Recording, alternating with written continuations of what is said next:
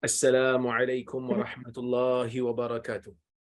Alhamdulillah nahmaduhu wa nasta'inuhu wa nastaghfiruh wa na'udzu billahi min shururi anfusina wa min sayyiati a'malina.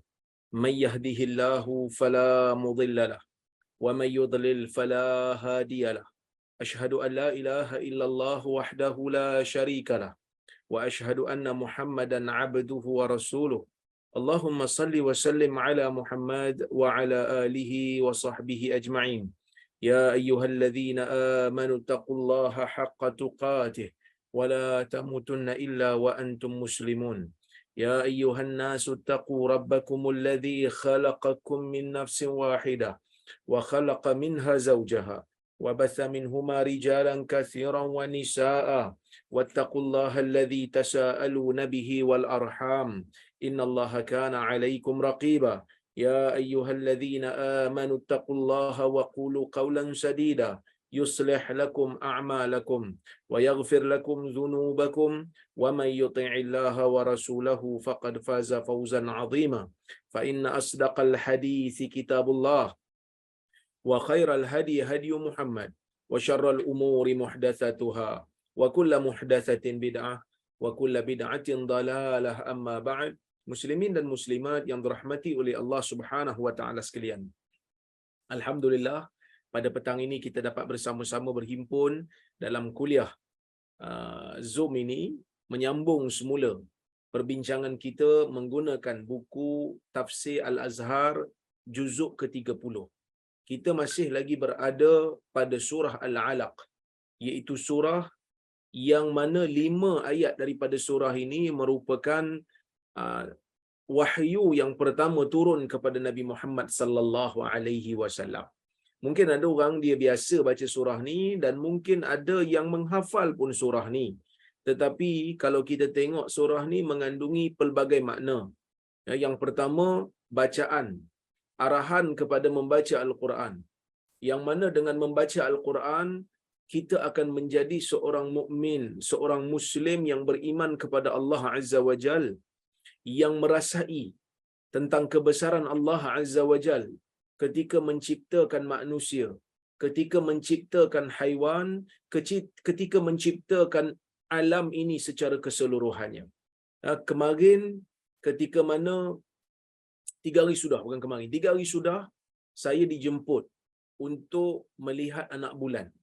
Sebab saya sekarang ni duduk di Perlis, merupakan ketua eksekutif kepada Kolej Universiti Islam Perlis yang merupakan anak syarikat Majlis Agama Islam Perlis. Jadi oleh kerana saya ni ada jawatan sikitlah dekat negeri Perlis ni, saya dijemput oleh Jabatan Mufti untuk hadir tengok anak bulan, ya. Bersembanglah dengan pakar falak syar'i ni. Lalu bila bersembang, dia bercerita bagaimana Islam ini telah mendahului zaman, ketika mana pada zaman itu orang mungkin tak ambil peduli pun tentang perjalanan alam, tentang tertibnya perjalanan matahari, perjalanan fajar dan sebagainya, perjalanan bulan dan sebagainya. Tetapi Islam telah mengarahkan umat Islam untuk melihat perjalanan matahari, perjalanan bulan.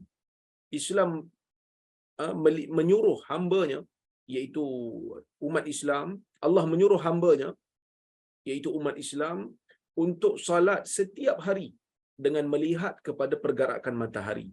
Salat subuh tidak akan masuk melainkan dengan terbitnya fajar. Orang Islam perlu melihat fajar. Dan ini menjadi fardu kifayah.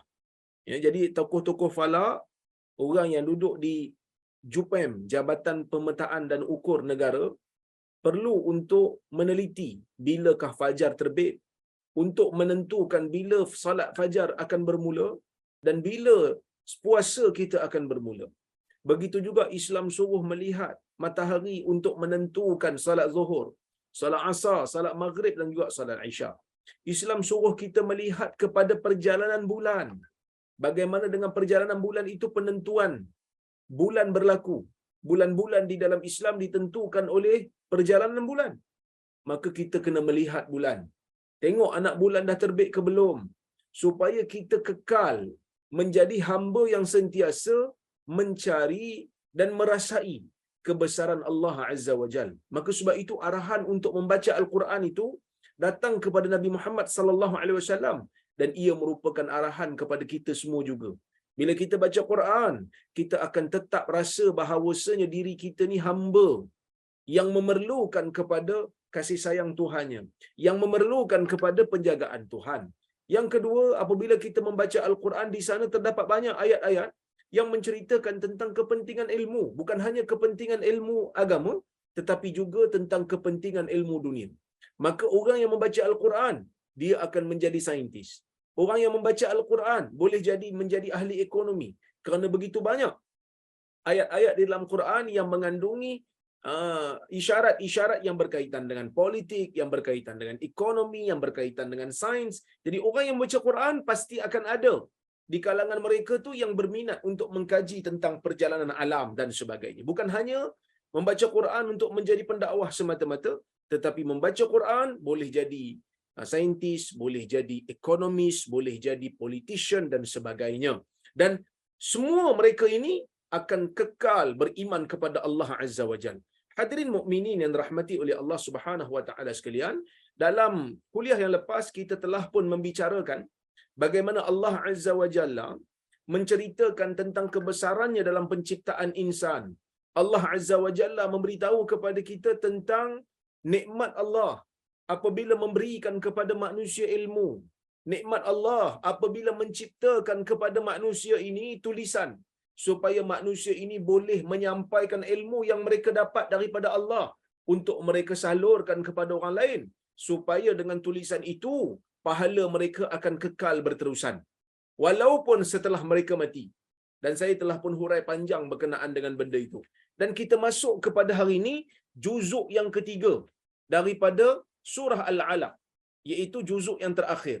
Kata Allah Azza wa Jalla di dalam surah ini, kalla innal insana layatgha ar-ra'ahu istaghna inna ila rabbika ruj'a.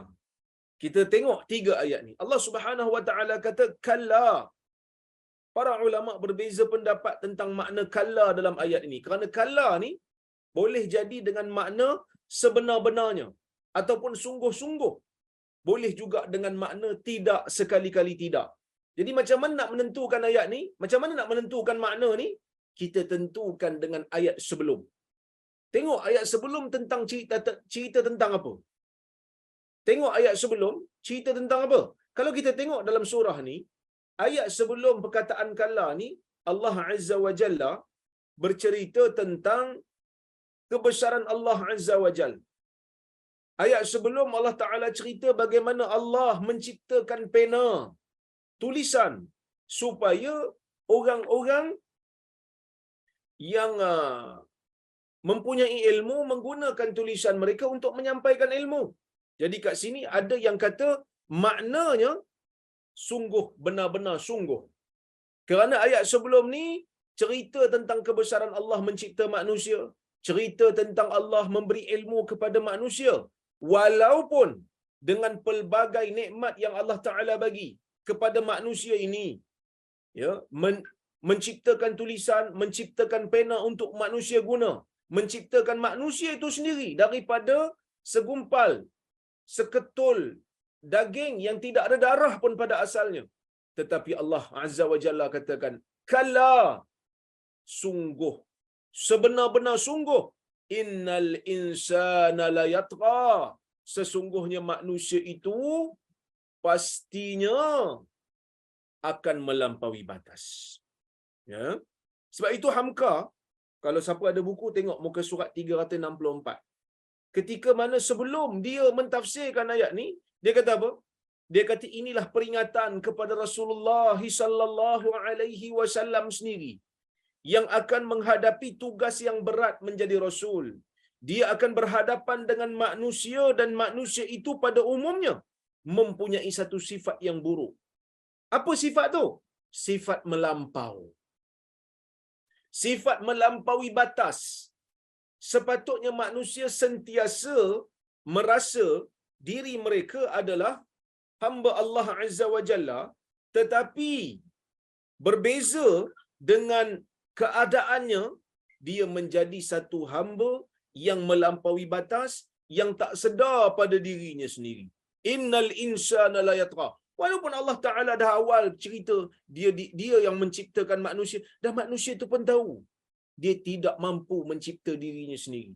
Manusia sendiri tahu dia tak mampu untuk menciptakan keturunan dia sendiri. Berapa banyak di kalangan kawan-kawan kita yang isterinya gugur setelah mengandung beberapa bulan, umpamanya. Sedih dia. Kan, kalau manusia boleh cipta keturunan dia sendiri, tak adalah kes-kes gugur ni, kan? Tapi semuanya bergantung kepada kuasa Allah Azza wa Jal.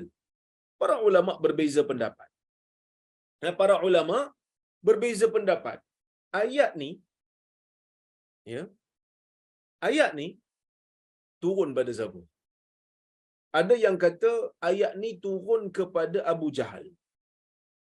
Terdapat di kalangan mufassirin mengatakan insan dekat ayat ni ialah Abu Jahal. Maksudnya kala, sungguh-sungguh, sesungguhnya manusia itu, yakni Abu Jahal, sangat-sangat benar dia melampaui batas. Ini pandangan yang pertama. Pandangan yang kedua, pandangan yang mengatakan tak, ini bukan untuk Abu Jahal, tetapi ini untuk semua manusia. Sesungguhnya insan secara umumnya melampaui batas. Ya. Sebab itu kata Hamka, nampak Hamka macam seolah-olah setuju dengan tafsiran yang mengatakan ayat ni umum. Sebab itu dia kata, iaitu kalau dia merasa dirinya telah bercukupan, telah menjadi orang kaya dengan harta benda, atau bercukupan kerana dihormati orang, disegani dan dituakan dalam masyarakat. Maka sebab itu Hamka kata, dia, yakni manusia secara umum, akan ada di kalangan manusia ni golongan yang melampaui batas. Golongan yang melampaui, bukan hanya sekadar untuk Abu Jahal semata-mata. Dan Al-Imam Al-Fakhr Razi dalam tafsir dia, tafsir Mafatihil Ghaib, dia sendiri setuju dengan kata dari sudut makna sesuai untuk kata ayat ni umum untuk semua manusia, bukan hanya khusus kepada Abu Jahal. Sebab apa? Sebab ayat ni pada peringkat awal menceritakan tentang penciptaan manusia. Ayat ni menceritakan juga tentang bagaimana Allah memberi ilmu kepada manusia. Kemudian Allah Ta'ala kata la yatgha, manusia ni pastinya akan melampaui batas. Insan akan ada di kalangan manusia ni golongan yang melampaui batas. Kenapa manusia melampaui batas? Setelah mereka dicipta oleh Allah, setelah mereka diberikan ilmu oleh Allah, setelah mereka mempunyai tulisan yang boleh untuk menukilkan maklumat, menukilkan ilmu kepada manusia lain, kenapa mereka melampaui batas? Kerana apabila ilmu itu berada di puncak, ilmu sains dan teknologi berada di puncak kemajuan, apabila manusia dengan ilmu yang mereka ada berjaya membina tamadun yang dahsyat, maka manusia akan berada dalam keadaan kemewahan. Manusia akan berada dalam keadaan kaya raya. Manusia berada dalam keadaan nikmat yang berterusan. Dan nikmat inilah yang akan digunakan oleh syaitan untuk menjadikan manusia itu melampaui batas. Oleh kerana itu, Allah Azza wa Jalla menceritakan kepada kita tentang golongan yang melampaui batas yang ada di dalam Al-Quran.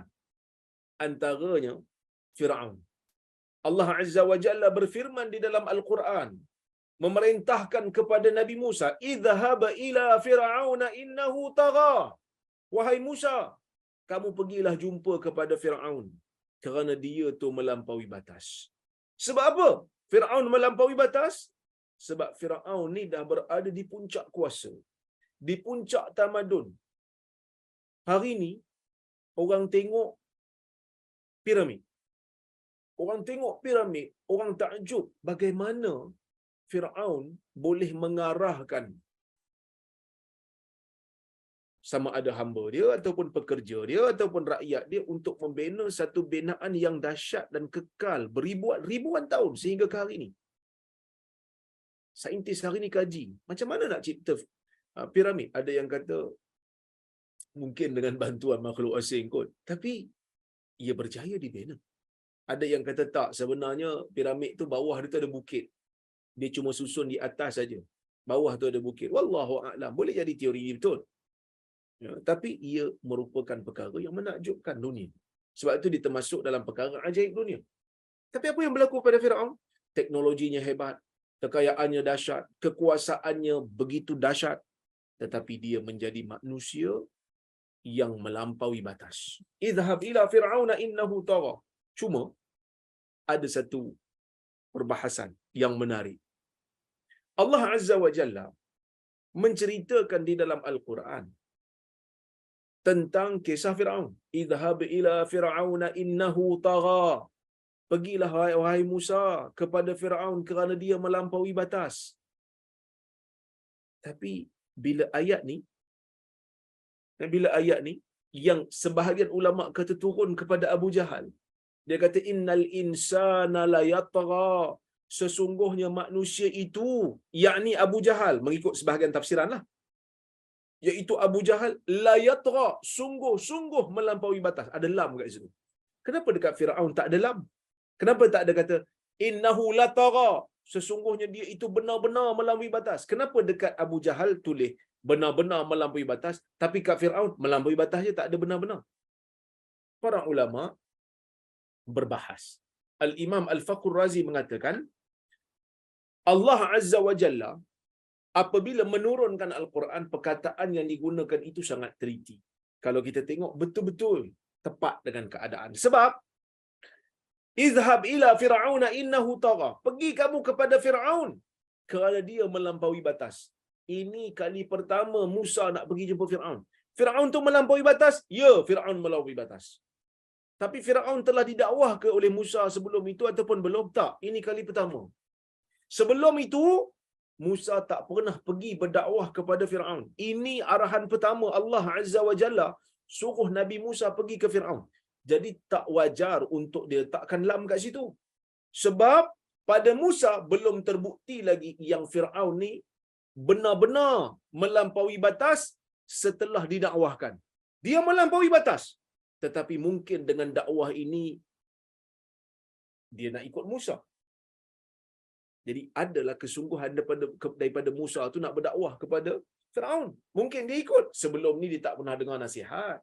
Sebelum ni dia tak pernah dengar ayat-ayat Allah. Sebelum ni dia tak pernah tengok mukjizat Nabi-Nabi. Jadi Nabi Musa pergi. Ya, oleh kerana tu tak diletakkan lam. Ada juga yang mengatakan, ya, ada juga yang mengatakan Allah Azza wa Jalla tidak meletakkan lam taukid. Lam taukid ni maksudnya lam yang menunjukkan benar-benar. Tak meletakkan benar-benar melampaui batas kepada Firaun dalam ayat yang saya baca tadi, kerana berkemungkinan Firaun ni memang lawan Musa. Firaun memang tak beriman pada Nabi Musa di awalnya. Dia bila dengar dakwah Nabi Musa, dia menafikan. Tetapi dia taklah, orang kata apa, menyakiti Nabi Musa melainkan hanya pada perkataan. Kan? Melainkan hanya pada perkataan. Dan di akhir hayat dia pun dia nak beriman kepada Tuhan Nabi Musa. Amantu bi Rabbi Musa. Aku beriman dengan Tuhan Nabi Musa. Cuma dia sebut tu ketika mana nyawa dah sampai ke kerongkong yang tidak diterima lagi lah. Cuma nak bagi tahu adalah sedikit, orang kata apa, lunak Firaun ni kepada dakwah yang disampaikan oleh Nabi Musa kepada dia. Walaupun dia tolak, tapi dia tak menyakiti dengan fizikal.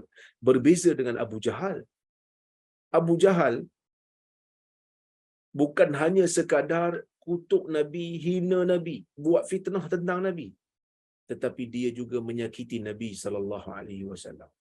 Kalau tuan-tuan tengok dalam Sahih Al-Bukhari, Al-Imam Al-Bukhari meriwayatkan daripada Abdullah ibnu Mas'ud. Ya, saya bawakan kepada tuan-tuan riwayat tersebut. Ya, riwayat tu dia sebut tentang bagaimana Abdullah bin Mas'ud menceritakan. Kata Abdullah bin Mas'ud, kejap, saya nak kongsi pada tuan-tuan riwayat ni supaya tuan-tuan boleh sama-sama tengok dengan saya bagaimana jahatnya Abu Jahal ni. Okey.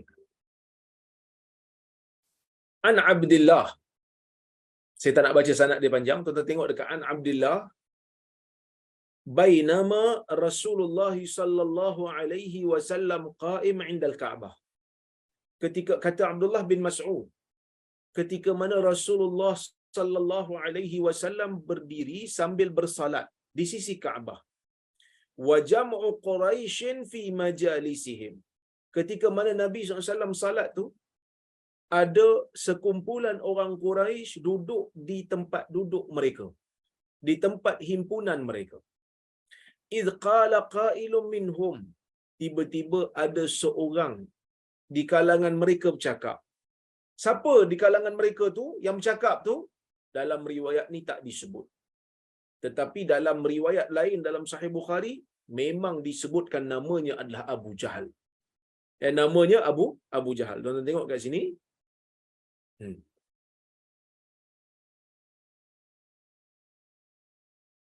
Ni. Wa Abu Jahal wa ashabu lahu julus. Abu Jahal dan rakan-rakannya duduk. Okey. Kemudian Abu Jahal kata, "Ala tanzuruna ila hadzal murai?" Adakah kamu semua wahai orang Quraisy melihat orang yang menunjuk-nunjukkan amalan dia ni? Dia panggil Nabi ni menunjuk-nunjuk, riak. Kononnya dialah yang paling dekat dengan Tuhan. Debat solat dekat Kaabah, sedangkan Nabi tu bersolat tak kacau dia orang pun.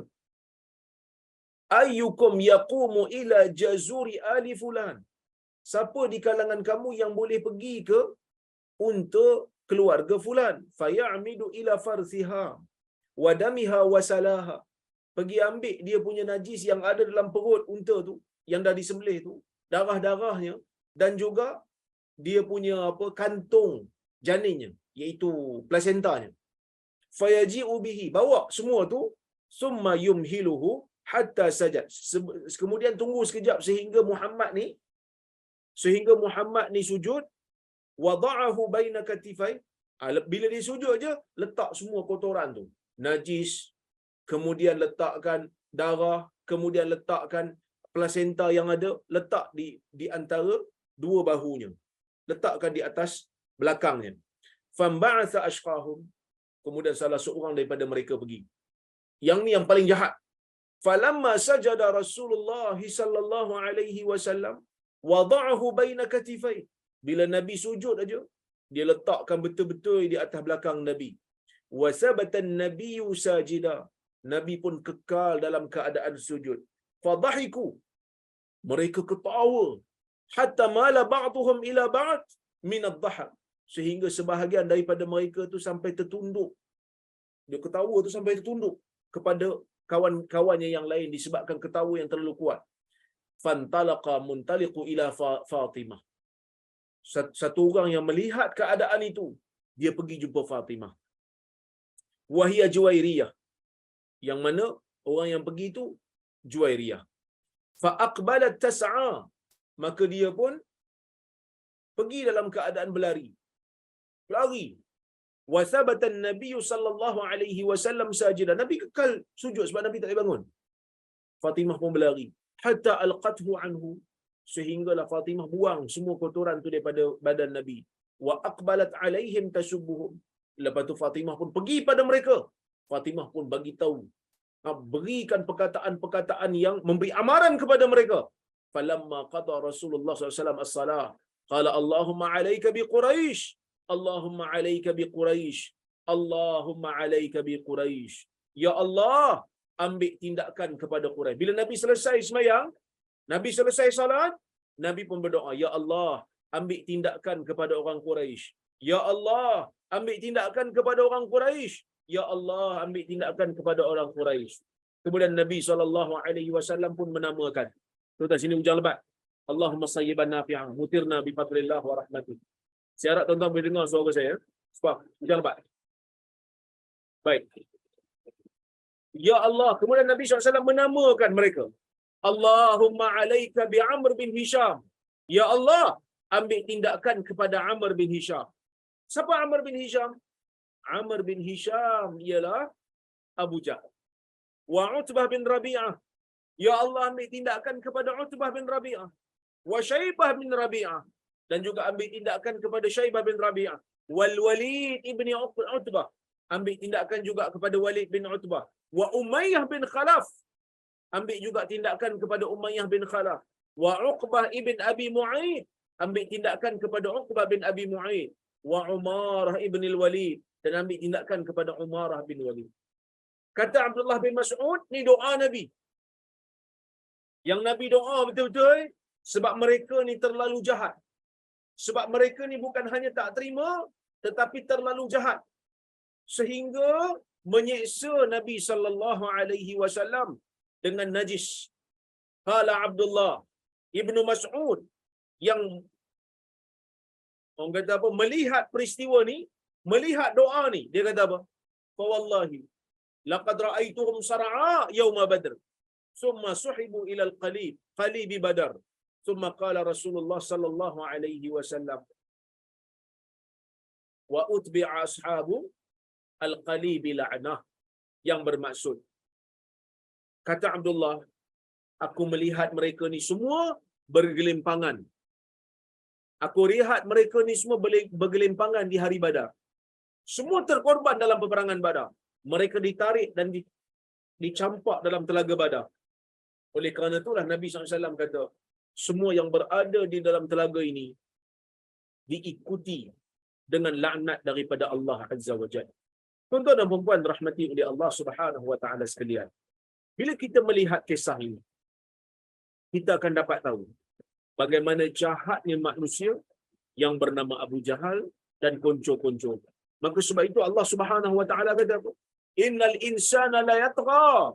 Sesungguhnya manusia yang bernama Abu Jahal ini sungguh-sungguh melampaui batas. Sungguh-sungguh melampaui batas.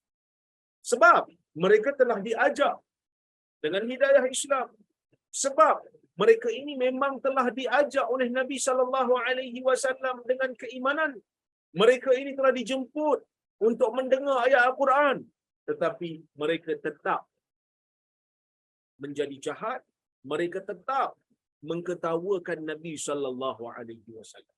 Jadi sebab itu Allah Taala meletakkan lam yang bermaksud sungguh-sungguh mereka ni melampaui batas.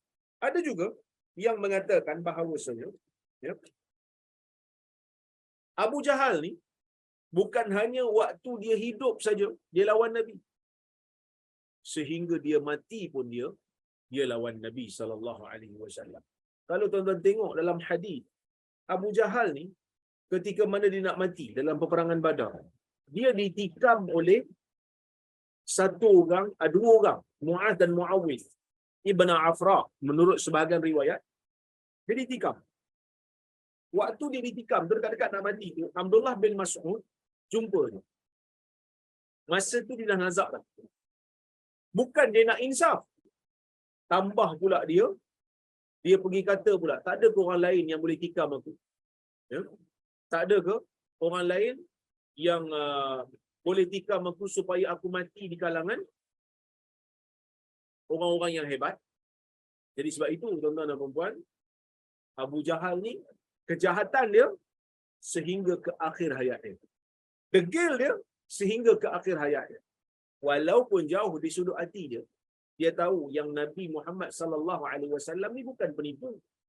Dia tahu Nabi Muhammad sallallahu alaihi wasallam ni bukan orang jahat. Tapi dia lawan disebabkan kerana kepentingan dunia dia. Itu yang kedua. Ada juga yang kata Allah Azza wa Jalla tak letak lam dekat Firaun tadi. Tak letakkan perkataan taukid sebab Firaun ni dia ada kebaikan sikit dah. Sebab dia jaga Nabi Musa ketika kecil. Yang jaga Nabi Musa ketika mana Nabi Musa kecil. Okey. Berbeza dengan Firaun yang tidak pernah berjasa apa-apa pun kepada Nabi Muhammad sallallahu alaihi wasallam. Okey. Hadirin mukminin dan mukminat yang dirahmati oleh Allah Subhanahu wa taala sekalian. Allah Azza wa Jalla apabila menurunkan ayat ni nak bagi tahu kepada Nabi Muhammad sallallahu alaihi wasallam yang menerima ayat ni. Yang pertama di kalangan manusia. Yang mana Nabi lah orang pertama dengar, sebab daripada Nabi lah kita dengar ayat ni kan. maka ia sebagai satu peringatan, sebagai satu persediaan akan ada manusia yang melampau. Antaranya adalah Abu Jahal. Jadi kamu kena tahu benda tu. Jadi kalau kamu berdakwah, kamu terima tentangan, kamu terima cabaran, kamu terima penolakan daripada manusia, itu benda yang telah dijangka. Ya, itu benda yang telah dijangka. Sebab apa manusia melampaui batas? Ar-ra'ahu staghna. Apabila dia merasa, apabila dia melihat dia telah menjadi kaya. Kaya ni jahat ke ustaz? Kaya tak jahat. Kaya bagus. Dengan kekayaan boleh infak. Dengan kekayaan boleh bayar zakat. Dengan kekayaan boleh tolong agama. Dengan kekayaan boleh belanja orang. Tapi cara manusia menguruskan kekayaan itu kebanyakannya fail. Sebab itu Allah Ta'ala kata dia tak kaya apabila dia melihat dirinya kaya. Apabila dia melihat dirinya tak perlu pada agama, maka dia akan menjadi melampau. Jadi sebab itu Hamka kata apa? Hamka kata, lantaran itu dia tidak merasa perlu lagi menerima nasihat dan pengajaran daripada orang lain. Dia rasa dia cukup. Kadang-kadang ada manusia yang kaya, dia rasa dia perlu agama. Bahkan saya tengok ramai kawan-kawan saya yang Allah Ta'ala berikan rezeki pada mereka. Baik, saleh, fikir bagaimana untuk menyumbang dari sudut agama. Masya Allah, sangat-sangat hebat. Tapi kalau orang tu, dia tengok, dia rasa diri dia seolah-olah macam cukup semua benda, tak perlu agama, maka hidup dia tu, dia rasa tak perlu apa-apa lagi dah nasihat daripada orang. Kalau orang nasihat dia pun, dia akan pulangkan balik. Hai ingat hang bagus sangat kau. Kan? Kita kadang-kadang bila orang bagi nasihat, kita tak ada apa nak balas. Kita tahu nasihat dia betul. Tapi kalau tak takbur punya pasal, kita akan salah satu pada dua. Pertama, kita akan balikkan nasihat tu pada dia. Hai ingat hang bagus sangat kan? Itu menunjukkan ada takabur pada diri sendiri. Sedangkan kalau orang bagi nasihat, nasihat tu betul. Dan kita memang terbukti salah. Siapa pun yang bagi nasihat, kita kena ucap terima kasih. Terima kasih ya, nasihat saya. Tapi orang ni kadang-kadang dia pulangkan balik. Hai ingat hang bagus sangat ke? Hai ingat hang cukup semua benda ke? Hai ingat hang ni sempurna sangat ke? Dia melaksanakan apa yang Tuhan suruh. Wa tawasau bil haq. Iaitu menyampaikan dan berpesan-pesan dengan kebenaran. Dia pesan dengan kebenaran, bukan semestinya dia manusia yang terbaik. Saya ni pun bukanlah manusia yang terbaik. Banyak kelemahan di sana sini. Tapi Allah Ta'ala suruh saya menyampaikan kebenaran. Jadi saya sampaikan. Kadang-kadang kebenaran yang saya sampaikan tu kena pada saya sendiri. Tapi itu kebenaran. Saya kena sampaikan. Kan? Yang kedua, kadang-kadang dia pergi alih pada orang lain. Hang tegur aku, yang tu orang lagi jahat, tak mau tegur pula. Kan? Ini jurus-jurus untuk menafikan kebenaran yang sampai dekat kita. Jurus-jurus untuk mengenepikan nasihat-nasihat yang baik yang sampai kepada kita disebabkan takabur yang kita ada. Jadi sebab itu kena elakkan. Kalau orang bagi nasihat kat kita, nasihat bagus. Walaupun yang sampaikan tu orang yang tak bagus, kita kena ucap terima kasih banyak. Tegur saya, terima kasih banyak nasihat saya nak betulkan balik. Tapi kalau dia jenis takabur, dia rasa dia tak perlu pada agama, dia akan guna dua jurus ni lah. Dia akan guna dua jurus ni untuk tepis nasihat yang baik. Maka sebab itu Hamka kata, maka hiduplah dia menyendiri. Takut akan kena dan harta bendanya yang berlebih-lebihan itu tidak lagi dipergunakannya untuk pekerjaan yang bermanfaat. Dia tak perlu dah. Harta banyak, tapi dia tak gunakan untuk kebaikan. Nah, sebab dia rasa dia cukup dah. Dia tak rasa dia perlukan pahala di akhirat. Dia rasa dia cukup dah. Dia rasa dia akan selamat dah. Jadi harta yang dia ada tu tak membuahkan apa-apa kebaikan untuk diri dia. Allah Azza wa Jalla mengatakan, inna ila rabbika ruj'a. Sesungguhnya kepada Tuhanmu lah tempat kembali. Ini sebagai satu peringatan, sebagai satu amaran kepada orang yang melampaui batas, yang merasakan diri dia itu cukup segala. Ini merupakan satu peringatan kepada orang yang rasa dirinya tak perlukan kepada pahala, tak perlukan kepada rahmat Tuhan. Inna ila rabbika ruj'a. Allah tempat kita kembali. Kembali apa? Ada yang kata kembali ke akhirat. Sekuat mana pun kita, segagah mana pun kita, semua kita ni akan kembali ke akhirat dalam keadaan tidak ada apa-apa yang membezakan kita dengan orang lain, melainkan hanyalah dengan takwa. Hari ini kita kaya dalam dunia, kita mati, tetaplah kita dibalut dengan kain kafan yang sama yang dibalut pada badan orang yang miskin sana. Bila kita dibangkitkan diri akhirat nanti, sama juga keadaan kita. Dibangkitkan seperti mana tukang sapu yang kita bayar gaji murah kat dia di pejabat kita. Kenapa? Kerana Nabi SAW kata, innakum tuhsyaruna yawmal qiyamah hufatan uratan ghurla. Atau kama qala, setiap daripada kamu akan dibangkitkan dalam keadaan tidak berkasut, tidak berpakaian dan tidak bersunat di hari kiamat nanti di padang mahsyar. Sama ada kamu kaya ataupun kamu miskin, kamu akan dibangkitkan dalam keadaan yang sama. Kamu kaya, tak semestinya kamu akan dibangkitkan di padang mahsyar nanti dengan pakaian LV kamu. Kamu kaya, kamu tidak akan pastinya diangkat, dibangkitkan di hari kiamat dalam keadaan perfume kamu yang mahal-mahal. Tak ada. Semua dalam keadaan yang sama. Yang membezakan bukan kekayaan, yang membezakan ialah takwa yang ada pada jiwa kamu itu. Itu yang membezakan. Jadi sebab itu jangan rasa diri cukup dengan pahala. Jangan rasa diri tu, aku ni dah bagus dah. Aku ni tak payah buat apa-apa pun tak apa. Tak boleh, tak boleh, tak boleh. Kerana kita sentiasa memerlukan rahmat, sentiasa perlu kepada tambahan pahala daripada Allah. Ada juga yang kata, maksud inna ila rabbika ruj'a, kepada Tuhan tempat kembali. Tuhan tempat kembali. Kerana sebelum sampai ke negeri akhirat, kadang-kadang Tuhan boleh bangkrupkan kamu. Na'udzubillah. Kadang-kadang Tuhan boleh turunkan bencana dan bala kepada kamu. Tuhan boleh binasakan kamu bila-bila masa yang dia nak. So ada dua tafsiran. Tempat kembali itu sama ada tempat kembali akhirat, tempat kembali Allah berkuasa atas dunia ni. Kadang-kadang sebelum sampai akhirat, Allah Ta'ala binasakan dia. Dengan bankruptkan dia. Allah Ta'ala binasakan dia. Dengan miskinkan dia. Allah Ta'ala boleh binasakan dia dengan Allah mematikan dia. Maka sebab itu Hamka kata, apabila telah datang saat kembali kepada Tuhan iaitu maut, kekayaan yang disangka mencukupi itu tidak sedikit pun dapat kembali menolong. Tak boleh tolong apa?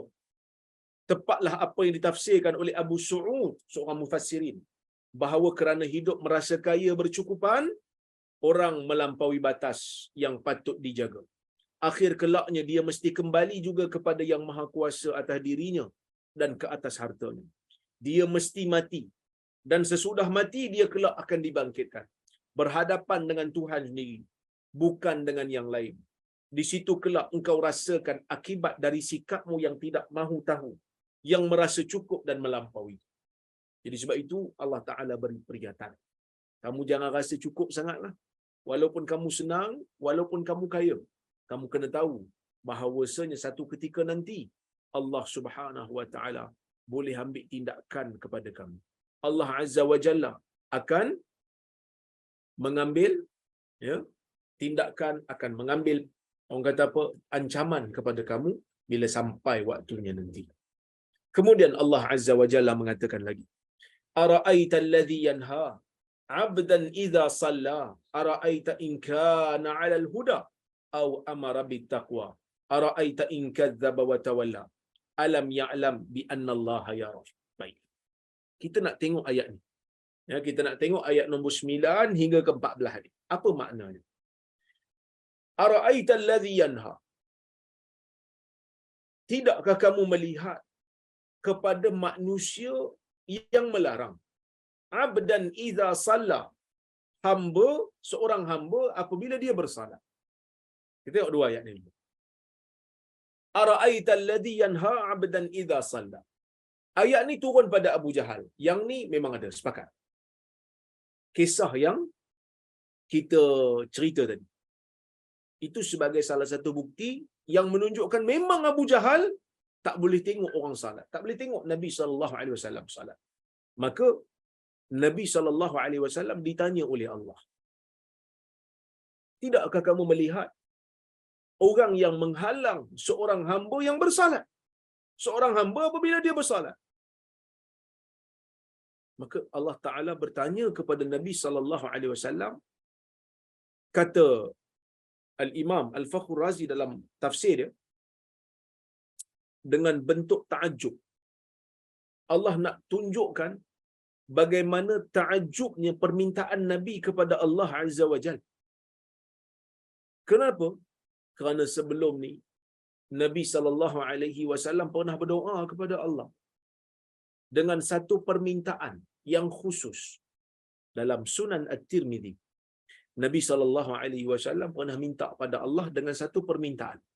Kata Nabi, Allahumma a'izzal Islam bi ahadi hadaini rajulaini ahabba ilaik. Ya Allah, kuatkanlah Islam ini. Ya Allah, muliakanlah Islam ini dengan salah seorang lelaki yang paling disayangi di sisi Engkau. Siapa dia? Umar bin Al-Khattab wa Amr bin Hisham. Sama ada dengan Umar bin Al-Khattab ataupun dengan Amr bin Hisham. Siapa Amr bin Hisham? Amr bin Hisham ialah Abu Jahal. Siapa Umar bin Al-Khattab? Umar bin Al-Khattab tuan-tuan mengenal lah. Khalifah kedua orang Islam. Bila Nabi doa ni, Ya Allah, kuatkanlah Islam dengan salah seorang daripada dua orang lelaki yang kau paling sayang. Ada juga yang tanya kepada saya. Dia kata, Ustaz, kenapa Nabi tak doa dua-dua masuk? Kenapa Nabi tak doa dua-dua? Kalau doa dua-dua kan bagus. Sebenarnya, kehendak Nabi tu memang dua-dua nak. Memang betul Nabi dua-dua nak masukkan ke dalam Islam, kalau boleh. Sebab tu Nabi berdakwah. Nabi tak pernah kata, Abu Jahal, kau tak payah masuk Islam lah, aku benci kau. Tak ada. Nabi sungguh-sungguh.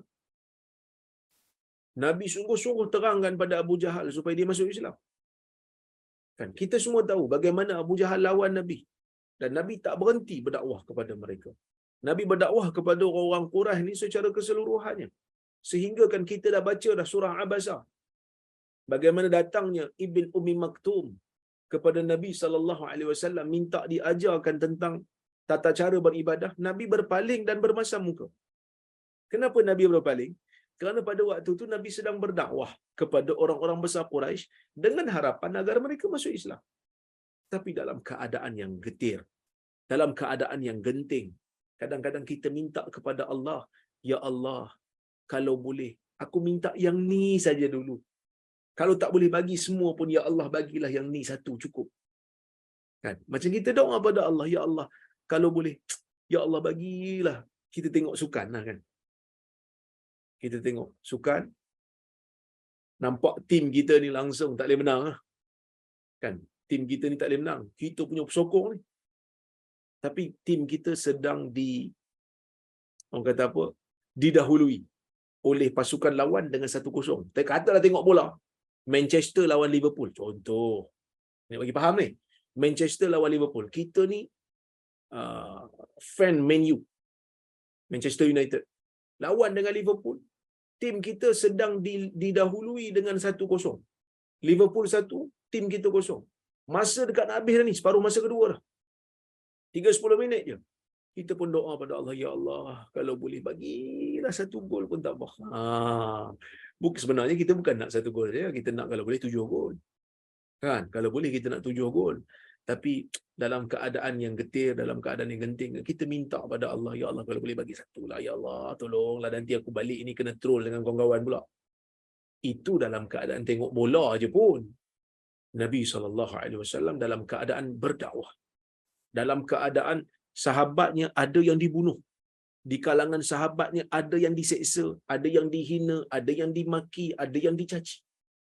Ada yang ditekan dengan pelbagai tekanan. Maka Nabi SAW berdoa kepada Allah. Paling tidak Allah Ta'ala, Ya Allah, paling tidak Engkau berilah pada aku 1 orang daripada 2 yang kau sayang ni, 1 orang yang kau paling sayang di antara kedua ni untuk masuk dalam Islam. Akhirnya, Umar masuk. Itu terbuktilah Allah Ta'ala sayangkan Umar berbanding Abu Jahal. Habis itu Abu Jahal Allah Ta'ala tak sayang. Allah Ta'ala bagi ruang untuk dia beriman tapi dia pilih untuk menjadi kufur. Ya? Dia pilih untuk jadi kufur. Jadi tak dapatlah kasih sayang daripada Allah Subhanahu Wa Ta'ala. Jadi oleh kerana itu tuan-tuan dan puan-puan rahmati Allah sekalian, Allah bertanya kepada Nabi Muhammad sallallahu alaihi wasallam ketika mana Nabi berdoa. Salah satu yang paling Tuhan sayang yang mana satu? Maka Tuhan bagi tahu kepada Nabi, tanya kepada Nabi dengan cara takjub. Kamu minta dia masuk Islam. Kalau dia ni paling disayangi, macam mana Tuhan nak sayang dia? Sebab dia ni adalah orang yang menghalang hamba untuk bersalat. Kan? Ara'aita alladhi yanha 'abdan idza shalla? Kamu tak tengok ke dia ni yang halang kamu solat? Kan? Dia yang halang kamu solat. Jadi macam mana nak ajak dia untuk terima Islam? Macam mana nak jadikan dia terima Islam? Dia memang jahat. Cuma abdan tu kembali pada Nabi. Abu Jahal halang Nabi untuk bersalat. Kan? Abdan. Kenapa tak disebut ara'aita allazi yanhaka 'anis salah? Kenapa tak kata begitu? Sebab Allah Ta'ala kan sedang berbicara dengan Nabi. Muhammad, kamu tak nampak ke dia ni, iaitu Abu Jahal ni, yang melarang kamu? Kenapa dia kata melarang hamba? Ada yang kata Abu Jahal bukan melarang Nabi je, dia melarang ramai lagi. Dia seksa ramai lagi supaya mereka ni tak salat pada Tuhan. Ada juga yang kata memang rujuk kepada Nabi. Abdan tu rujuk kepada Nabi. Nak Tuhan nak bagi tahu kepada kita semua yang membaca surah ni, yang membaca ayat ni, Nabi SAW berada di puncak ketaatan dia kepada Allah Azza wa Jal. Maka Allah panggil dia dengan gelaran hamba. Memang hamba betul. Bukan gelaran nama, gelaran hamba betul. Kerana Nabi bila salat, dia memang sebenar-benarnya adalah hamba Allah Azza wa Jal. Kemudian Allah Ta'ala kata, Ara'aita in kana 'alal huda au amara bit taqwa? Tidakkah kamu melihat jika benar dia berada di atas hidayah ataupun dia memerintahkan untuk orang melakukan ketakwaan? Di sini ada dua pandangan. Siapa Tuhan tengah bercakap dengan siapa ni? Kebanyakan ahli-ahli tafsir mereka mengatakan Allah sedang berbicara dengan Abu Jahal. Ara'aita in kana 'alal huda au amara bit taqwa? Tidakkah kamu melihat wahai Abu Jahal ketika mana kamu halang dia, iaitu kamu halang Muhammad sallallahu alaihi wasallam daripada bersalat? Kamu tak tahu ke kalau betul dia ni berada di atas hidayah? Kamu tak tahu ke kalau dia ni memang mengarahkan orang untuk bertakwa kepada Allah? Kamu tak tahu ke benda tu? Adakah kamu nak halang orang daripada menyembah Allah yang benar, menyembah Tuhan yang satu, ajak orang buat benda baik? Kamu halang dia buat apa? Tapi nampak macam mula-mula cakap dengan Nabi, lepas tu cakap dengan Abu Jahal balik. Sesuai ke macam tu? Ada yang kata tak apa, sebab Tuhan ni dia melihat manusia seolah-olah manusia ni berada di hadapannya, seperti mana seorang tuan berdiri di hadapan dua hambanya yang sedang bergaduh. Mula cakap dengan orang ni, lepas tu cakap dengan orang ni. Ataupun seorang hakim yang sedang berhadapan dengan dua musuh yang sedang bergaduh depan dia menuntut hak. Mula cakap dengan orang ni, lepas tu cakap dengan orang ni. Ayat yang pertama, ayat sebelum tadi, ara'aital ladzi yanha 'abdan idza shalla. Kan? Adakah kamu wahai Muhammad tidak melihat Abu Jahal yang melarang hamba yang bersalat? Tiba-tiba terus pada Abu Jahal pula. Ara'aita in kana 'alal huda? Kamu tak melihat ke wahai Abu Jahal? Dia ni berada di atas hidayah. Dia ni ajak orang buat benda takwa. Yang kamu nak pergi larang, dia buat apa? Yang kamu pergi kacau, dia buat apa? Ada yang kata gitulah. Ada yang kata tak.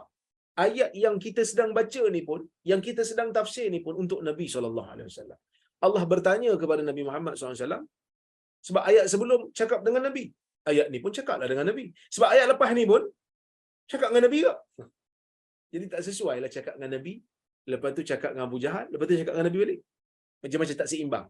Tapi alasan golongan yang mengatakan ini cakap dengan Abu Jahal, dia kata tak ada masalah. Seolah-olah Allah Ta'ala sedang berbicara di hadapan dua orang yang bermusuh ni. Yang ni Nabi, yang ni Abu Jahal. Yang ni ajak pada hidayah, yang ni pergi larang. Muhammad, Kamu tak nampak ke? Dia ni yang halang orang daripada salat. Dia larang kamu daripada bersalat. Macam mana kamu nak suruh aku beri hidayah pada dia untuk menjadi Muslim sedangkan dia memang jahat? Ini kamu. Yang kamu halang orang salat ni pasal apa? Bukankah kamu tahu dia ni ajak orang kepada takwa? Dia tu sendiri berada di atas hidayah. Gitu. Ada yang kata tak. Untuk Nabi juga. Ara'aita in kana 'alal huda aw amara bit taqwa. Dengan makna, Muhammad, kamu tak tahu ke? Kamu tak melihat ke kalau Abu Jahal tu berada di atas hidayah? Kalau dia tu betul-betul ajak orang lain untuk bertakwa, itu lebih baik untuk dia. Itu lebih layak untuk dia dalam keadaan dia ni pemimpin di Mekah. Dalam keadaan dia ni orang yang dihormati di Mekah. Orang politik besar di Mekah yang mempunyai kekayaan dan kekuasaan. Sepatutnya dia ni berada di atas hidayah. Sepatutnya dia pergi ajak orang lain pula untuk bertakwa. Bukan dia pergi halang orang salat. Bagi saya lah, dua-dua tafsiran ni boleh berlaku. Dua-dua tafsiran ni boleh berlaku. Sebab itulah keistimewaan Quran. Dua-dua tafsiran ni seimbang berlaku. Kalau ayat ni untuk Tuhan, kalau ayat ni Allah Taala turunkan kepada Nabi Muhammad SAW, boleh juga. Maknanya sama, seimbang juga. Muhammad, kalau kamu tengoklah, kalau betul Abu Jahal ni berada di atas hidayah, ajak orang lain buat benda takwa, itu lebih layak untuk dia. Itu lebih layak untuk dia. Sebab dia ni berakal, dihormati, bagus dia punya kedudukan dari sudut dunianya. Patutnya dia ajak orang bertakwa, kan? Ajak kepada hidayah, itu lebih baik. Tapi tak, dia halang kamu daripada salat, dia halang orang lain daripada beriman. Itu tak layak untuk dia. Kemudian yang kedua, kalau untuk Abu Jahal, kalau ayat ni untuk Abu Jahal, maka maknanya adalah, Abu Jahal, kan? Kamu halang orang daripada salat ni, kamu tak tahu ke dia ni memang berada di atas hidayah? Dia ajak orang buat benda baik, yang kamu halang buat apa? Kamu tak takut ke dengan azab Tuhan? Ara'aita in kadzdzaba wa tawalla. Ara'aita in kadzdzaba wa tawalla. Kalau ayat ni turun untuk Nabi, kamu tidak melihat ke wahai Muhammad? Kalau Abu Jahal ni kadzdzaba wa tawalla, mendustakan ayat-ayat Tuhan dan berpaling daripada ayat Tuhan. Alam ya'lam bi anna Allah yara. Tidakkah dia tahu bahawasanya Allah Taala melihat dia? Maksud ayat ni nak bagi tahu, Muhammad, kamu tidakkah melihat Abu Jahal ni, dia telah pun menafikan, mendustakan ayat-ayat Tuhan. Walaupun begitu banyak dalil-dalil, walaupun begitu banyak bukti-bukti yang menunjukkan bahawasanya Allah Ta'ala itu berkuasa, yang menunjukkan bahawasanya dia itu adalah hamba. Sepatutnya dia tunduk pada Tuhan, sepatutnya dia beribadah kepada Tuhan, tapi dia tak mau. Dia tak tahu ke dengan segala bukti yang ada, dia mendustakan ayat Tuhan. Dia tak tahu ke sesungguhnya Allah Azza wa Jalla melihat perbuatan-perbuatan buruk dia ni. Itu kalau ayat tu turun untuk Nabi lah. Kalau ayat tu turun bercakap dengan Nabi. Tapi kalau ayat tu turun bercakap dengan Abu Jahal, ara'aita in kadzdzaba wa tawalla, maka makna ayat tu jadi macam ni.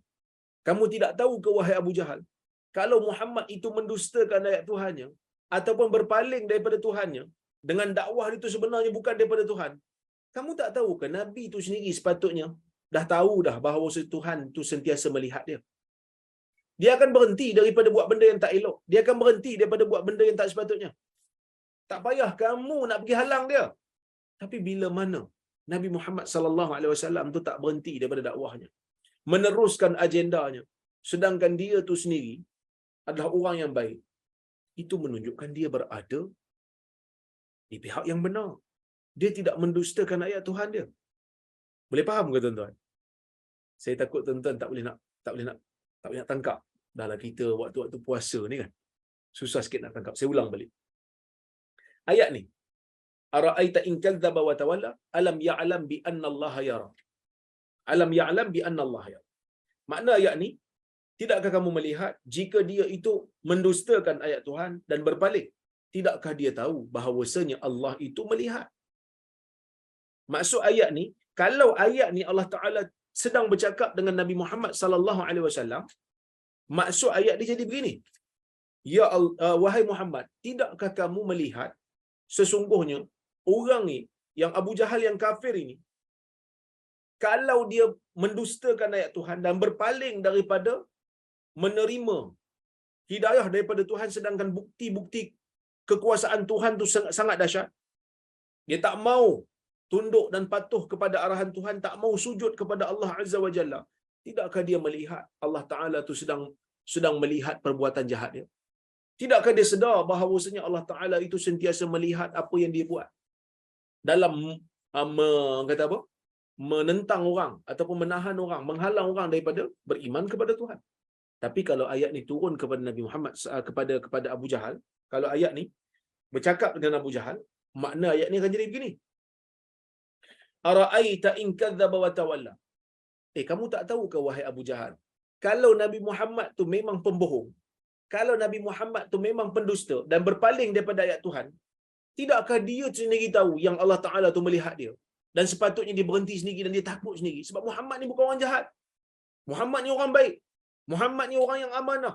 Dia cakap tak pernah menipu. Kalaulah dia tu sendiri berada di atas kebatilan, dia sendiri akan berhenti. Kalau betul Muhammad ni jahat, Muhammad ni berpaling daripada hidayah Tuhan, dia sendiri akan stop dakwah dia. Tak payah kamu suruh pun. Tak payah kamu suruh dia berhenti pun. Maka, dua-dua tafsiran ini bagi saya seimbang. Kita tengok apa kata Hamka. Sebab itu turunnya ayat lanjutan dari 9 hingga 14. Kita dah tafsirkan. Ialah bahawa setelah datang ayat-ayat memerintahkan Rasulullah sallallahu alaihi wasallam menyampaikan dakwah dan seruannya kepada penduduk Mekah, banyaklah orang benci dan orang marah. Antaranya ialah orang-orang yang sifatnya telah dinyatakan dalam ayat yang ke-6 sampai ayat yang ke-8 tadi. Innal insana layatgha. Manusia itu pastinya akan melampaui batas. Yang merasa dirinya berkecukupan dan hidupnya melanggar dan melampaui batas. Seorang antara mereka yang sangat terkemuka ialah Abu Jahal. Nampak saya sebut tadi. Memang kebanyakan ahli-ahli tafsir kata ayat tu turun untuk Abu Jahal. Dia benci benar kepada Rasul sebab baginda menyerukan menghentikan menyembah berhala dan supaya orang hanya menyembah kepada Allah yang esa. Dan Nabi sallallahu alaihi wasallam dengan tidak peduli kepada sesiapa pun pergi sembahyang di Kaabah, menyembah Allah menurut keyakinannya dan cara yang telah dipimpinkan Tuhan kepadanya. Menurut sebuah hadis daripada Ibnu Abbas yang dirawikan oleh Bukhari dan Muslim, setelah Abu Jahal mendengar dari kawan-kawannya bahawa Muhammad telah pernah sembahyang seperti itu di Kaabah, sangat murkanya. Sampai dia berkata, kalau saya lihat Muhammad itu sembahyang di dekat Kaabah, saya akan injak-injak tengkuknya. Nah, ini hadis dalam riwayat Bukhari ada, ya, dan juga riwayat Muslim. Okey. Cuma Bukhari riwayat daripada Ibn Abbas, Muslim riwayat daripada Abu Hurairah. Seketika ancaman Abu Jahal itu disampaikan orang kepada baginda Nabi SAW. Baginda berkata, kalau dia berani, malaikatlah yang akan menariknya. Ini riwayat Bukhari lah memang ada. Riwayat Muslim juga memang ada. Maksud susunan ayat, ara'aita, adakah engkau perhatikan? Itu Hamka tengok dia lebih kepada Nabi. Maksudnya Allah sedang berbicara kepada Nabi. Ara'aita alladhi yanha.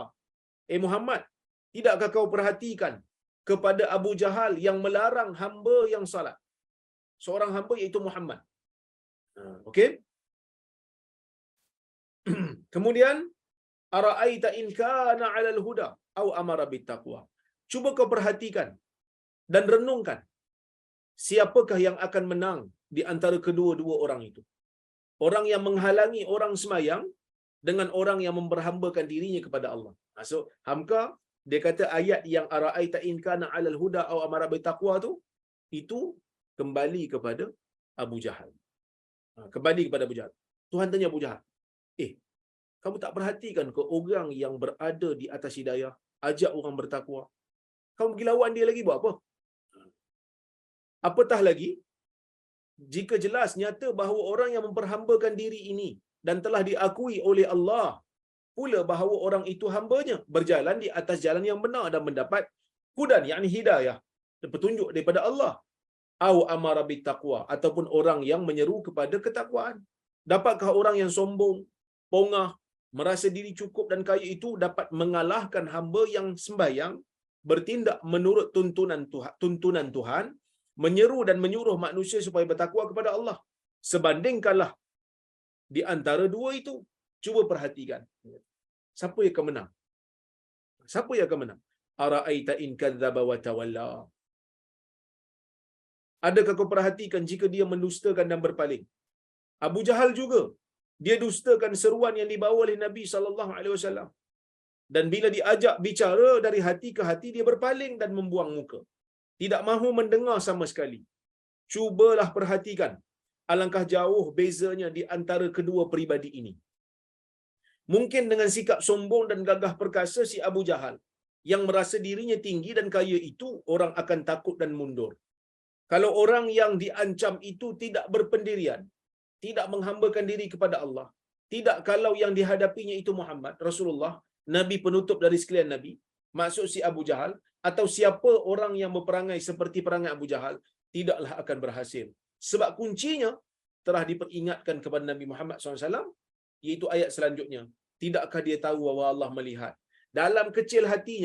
Dalam hati kecilnya, tentu ada pengetahuan bahawa Allah melihat perbuatannya yang salah itu, menghalangi hamba Allah sembahyang, bahkan menghambat segala langkah Rasul membawa petunjuk dan seruan kebenaran. Tetapi hawa nafsu, kesombongan dan sikap melampaui batas kerana merasa diri sanggup cukup kaya menyebabkan kesedaran kekuasaan Allah itu jadi hilang ataupun terpendam. Inilah gambaran nyata yang disambungkan pada surah Al-Alaq tentang hambat rintangan yang diterima Rasulullah sallallahu alaihi wasallam seketika baginda memulai melakukan tugasnya menyampaikan dakwah. So Tuhan nak bagi tahu, Abu Jahal ni kau buat macam mana pun wahai Muhammad, kau buat macam mana pun wahai Muhammad, dia memang hamba Allah yang degil. Dia besar kepala, dia sombong, dia takabur. Maka no point. Tidak ada faedah kalau dia ni ya diajak bersungguh-sungguh untuk beriman. Tak ada point. Dia memang jahat, dia memang degil, dia memang takabur dan sombong. Dia tak mau dengar walaupun jauh di sudut hati. Dia tahu Tuhan sedang melihat apa yang dia buat. Walaupun jauh di sudut hati, dia tahu Nabi Muhammad sallallahu alaihi wasallam itu tidak pernah berbohong dan bercakap benar. Jadi sebab itu Nabi tak berdakwah lagi dah kepada Abu Jahal setelah terbukti memang dia degil, setelah terbukti bukti di hadapan mata itu cukup untuk menjadikan dia beriman tapi dia menolak, maka Nabi SAW pun berdoa kepada Allah supaya Allah Ta'ala mengambil tindakan kepada Abu Jahal. Allahumma alaika bi Amr bin Hisham. Ya Allah, ambil tindakan kepada Amr bin Hisham. Ya Allah, ambil tindakan kepada Abu Jahal. Walaupun orang-orang Quraisy panggil dia dengan nama Abul Hakam. Walaupun orang-orang Quraisy panggil dia Abul Hakam, bapa kebijaksanaan. Tetapi tetap Islam memanggil dia dengan gelaran Abu Jahal, bapa kejahilan. Dia bukan orang yang bijaksana. Walaupun kedudukannya tinggi, walaupun kekayaannya banyak, walaupun pengaruhnya besar di kota Mekah pada ketika itu, tetapi dia tetap Abu Jahal, bapa kejahilan. Sebab apa dia jahil? Sebab dia telah merugikan dirinya, melawan Nabi SAW, menghalang Nabi daripada bersalat. Bukan hanya sekadar kita panggil apa? Bukan hanya sekadar memberi gertak kepada Nabi untuk dia pijak tengkuk Nabi, tetapi dia sendiri telah mengarahkan bersama-sama dengan kawan-kawan dia untuk meletakkan kotoran ketika Nabi SAW sedang bersolat di hadapan Kaabah. Itulah manusia yang pernah dirakam sebagai manusia yang sombong, sebagai manusia yang jahat. Maka sebab itu ketika mana dia ditikam oleh Mu'adz dan Mu'awwidh di Medan Badar, datang kepada dia Abdullah Ibn Mas'ud.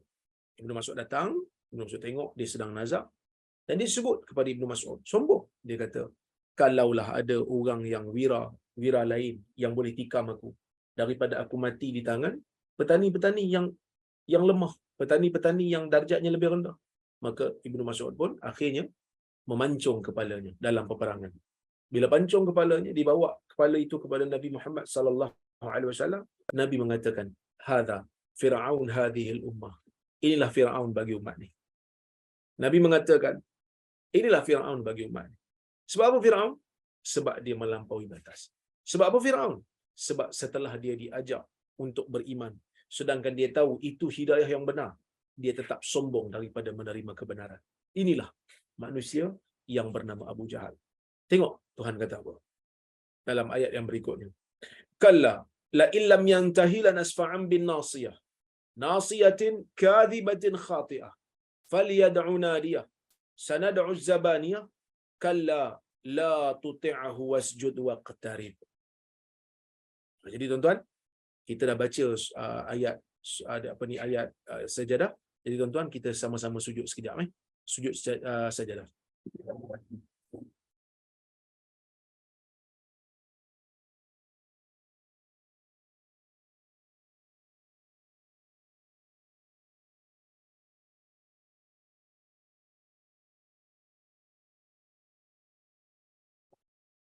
Okey.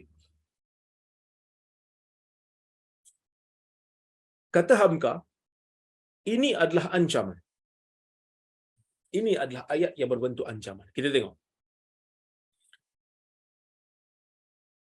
Kalla la illam yantahi. Sungguh, jika dia tak berhenti, jika dia tak hentikan serangan dia, tentangan dia, permusuhan dia kepada Nabi Muhammad sallallahu alaihi wasallam, kalau dia tak berhenti halang Nabi Muhammad sallallahu alaihi wasallam untuk sampaikan dakwah, dia tak berhenti mengejek dan menghina dan menyeksa Nabi sallallahu alaihi wasallam, Tuhan kata apa? Lanasfa'am bin nasiyah. Sesungguhnya akan kami sentakkan ubun-ubunnya. Kami akan sentak ubun-ubunnya. Kami akan tarik ubun-ubunnya. Nasiyatin kadhibatin khati'ah. Ubun-ubun yang dusta, yang penuh dengan dosa. Ditarik ubun-ubunnya, disentak. Artinya ialah kerana kepala dari orang itu sudah kosong dari kebenaran. Isinya hanya dusta dan bohong, kesalahan dan nafsu jahat. Artinya dia pasti akan mendapat hukuman yang dahsyat daripada Tuhan. Maksudnya, disentak. Nasiyah ni kat depan ni. Kat otak depan ni. Dan memang terbukti secara saintifik, tuan-tuan. Saya tanya kawan-kawan yang belajar anatomi manusia ni. Manusia ni bila dia mereka-reka sesuatu, rancangan jahat, otak depan ni yang berfungsi. Sebab itu kalau orang menipu, dia angkat mata dia. Nak mereka sesuatu. Kan? Jadi Tuhan sentak ubun-ubunnya, ubun-ubun yang pendusta, yang berdosa. Ya, dia akan terima balasan yang dahsyat daripada Tuhan. Sebab apa? Sebab dia jahat dalam tak beriman kepada Allah tu dah kira jahat dah. Halang pula dakwah Nabi untuk menyampaikan seruan Tuhan kepada manusia lain. Falyad'u nadiyah. Biarkan dia panggil kawan-kawan segolongannya. Panggillah berapa ramai pun. Biar dia panggil. Sokongan dia berbanyak, pengaruh dia berbanyak, biarkan dia panggil.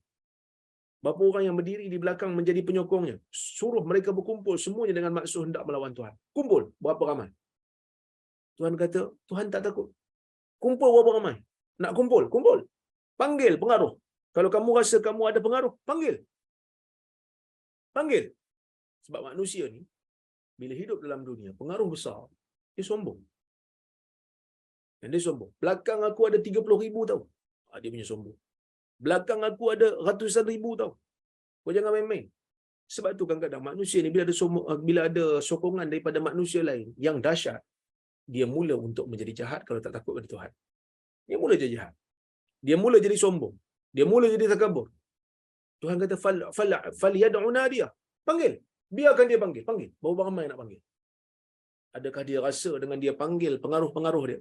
Adakah dia rasa bila dia panggil pengaruh kawan-kawan dia, semua tu akan menyelamatkan dia daripada azab Tuhan? Sekali-kalinya tidak. Tak ada siapa yang akan terlepas.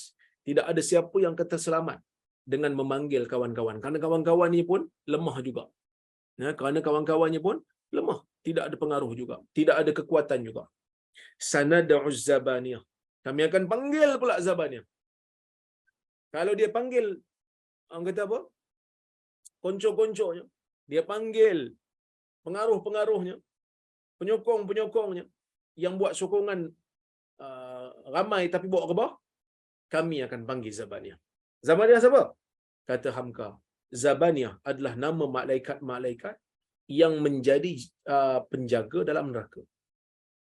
Rupanya kejam dan gagah. Ya, rupanya kejam dan gagah perkasa dan menakutkan. Laksana algojo dalam pemisalan dunia ni. Algojo ni tukang apa? Tukang ambil tukang pemancung kan. Yang tidak pernah merasa kasihan apabila dia diperintahkan menjatuhkan hukuman gantung kepada yang bersalah. Kalau algojo ni dia ambil tindakan, dia tak pernah rasa kasihan. Pemimpin suruh ambil tindakan, dia ambil tindakan. Zabaniyah lebih dahsyatlah daripada tu. Tuhan kata kami panggil. Bukan Tuhan panggil tu nak tunjukkan sokongan. Tuhan tak perlu sokongan. Tuhan tu maha berkuasa. Tapi Tuhan kata kalau kamu panggil pengaruh kamu untuk lawan, kami hantar Zabaniyah je. Yang aku cipta Zabaniyah ni, malaikat yang bengis, malaikat yang dahsyat dia punya kekuatan, dia akan lawan kamu. Dia akan ambil tindakan pada kamu. Kamu lawan dia lah.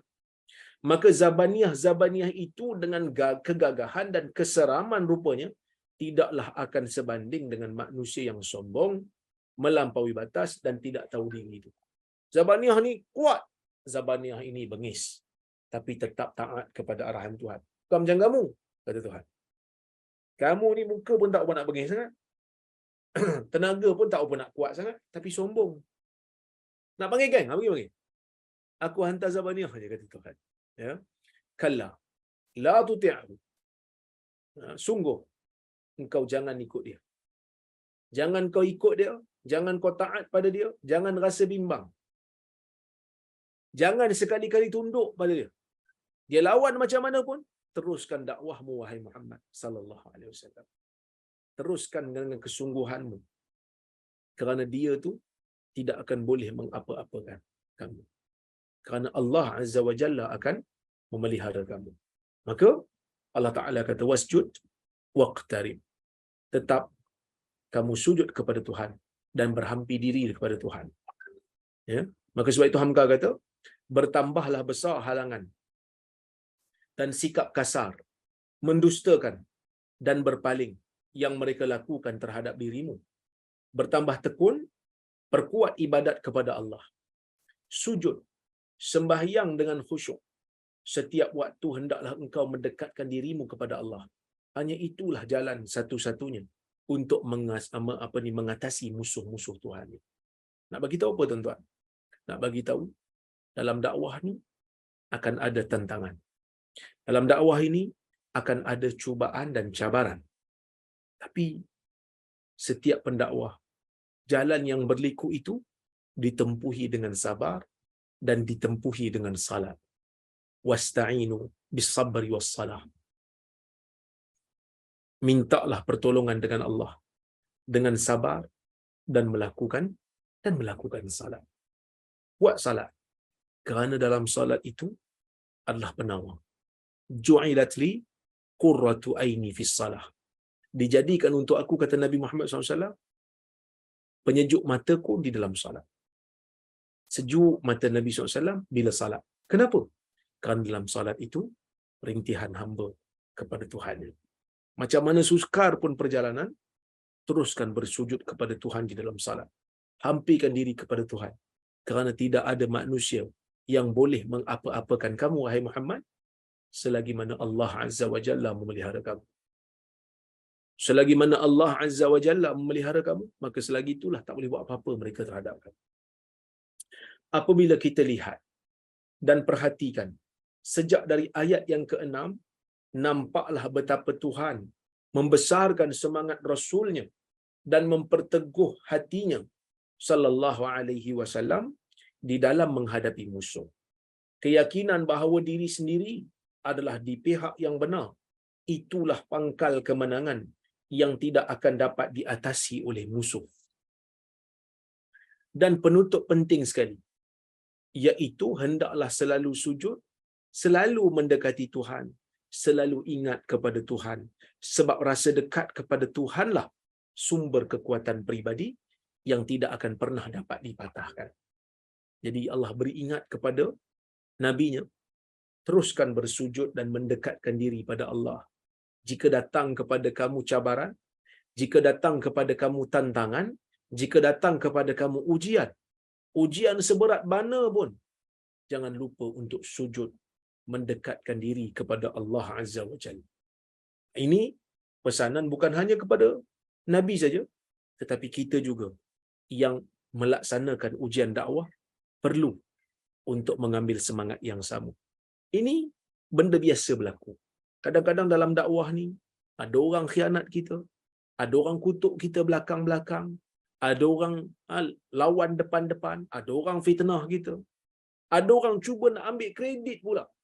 Sedangkan usaha tu kita yang buat. Sedangkan belanja tu kita yang keluarkan. Tapi ada orang nak ambil kredit. Dia tak buat apa-apa pun. Tapi tang claim kredit, claim pujian, dialah yang nak ke depan.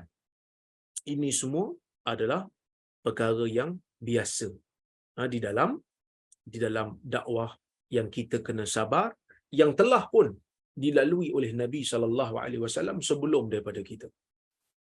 Hamka bawakan beberapa isu. Dia kata, berkata Hafiz Ibn Hajar dalam Fathul Bari, ancaman keras sampai ubun-ubun akan ditarik terhadap Abu Jahal yang begitu kerasnya ialah kerana ancamannya yang sangat kasar akan menginjak-injak kuduk, yakni tengkuk Nabi SAW kalau dia melihat Nabi semayang. Padahal Uqbah bin Abi Mu'aid pun pernah mengungkup Rasulullah SAW dengan kulit unta basah sedang dia semayang. Tadi kan yang saya cerita tadi, ya. Dan Nabi pun tidak pernah gentar menerima ancaman itu, sampai beliau berkata, kalau dia berani, cuba mendekati aku semayang, dia akan ditarik dan dihancurkan oleh malaikat. Dan beliau terus semayang. Nabi SAW meneruskan salatnya. Nabi tak takut, kerana Nabi tahu Nabi sedang dipelihara oleh Allah Azza wa Jalla. Sebab meskipun perintah semayang 5 waktu belum ada pada waktu itu yang teruntuk bagi umat, namun Nabi SAW telah diajar oleh Jibril mengerjakan semayang pada waktu-waktu tertentu. Terutamanya semayang malam lah. Memang ada. Semayang waktu siang ada, waktu malam ada, tapi belum lagi 5 waktu turun. 5 waktu ni turun bila peristiwa Isra' dan Mi'raj. Okey. Imam Syafi'i menganjurkan apabila kita membaca yakni tilawah Quran sampai akhir surah ni, wasjud waqtarib, supaya kita lakukan sujud tilawah. Sebab tu tadi kita buat sujud tilawah. Okey. Guruku Ahmad Sultan Mansur memberi ingat kami waktu mentafsirkan surah ni bahawa cara membacanya pun lain dari yang lain. Membacanya tidak boleh gontai dan hendaklah bersemangat, tak boleh lemah, tak boleh. Baca surah ni kena semangat. Sebagaimana beliau pun tidak suka kalau orang membaca iqamat mengajak semayang dengan suara lemah gemalai. Sebab iqamat adalah komando, kata beliau. Maksudnya ayat ni bila kita nak baca, surah ni bila kita nak baca dengan semangat. Semangat untuk membawa dakwah, semangat walaupun kita diuji dengan pelbagai ujian, kita akan terus dan tetap ke depan.